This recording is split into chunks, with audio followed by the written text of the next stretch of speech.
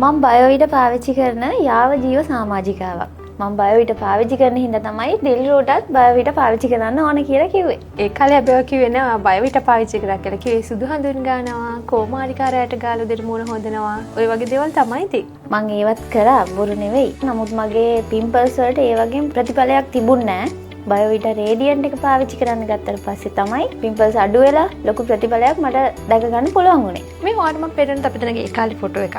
පෙන්නන්න.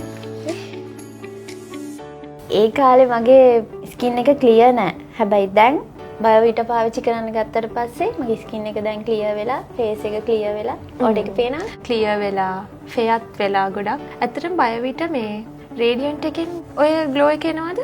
මෙහෙමයි. බයෝවිට රේඩියන්ට් එකෙන් ග්ලෝ එක එනවා. ඒත් බයෝවිට ගෝල්ඩ් එක තරම් නෑ. මම ඔයාට මුලින්ම කිව්වේ බයෝවිට ගෝල්ඩ් එක පාවිච්චි කරන්න කියලා. ඔයාට තිබ්බ ප්‍රශ්නේ වගේ ස්කින් එක කලර් කරගන්න. මට තිබ්බ ප්‍රශ්නේ මගේ ෆේස් එකේ තිබ්බ පිම්පල්ස් අඩු කරගන්න එක. ඉතින් ඒ නිසා තමයි මම බයෝවිට රේඩියන්ට් එක පාවිච්චි කළා. ඔයාට ගෝල්ඩ් එක පාවිච්චි කරන්න කියලා කිව්වේ.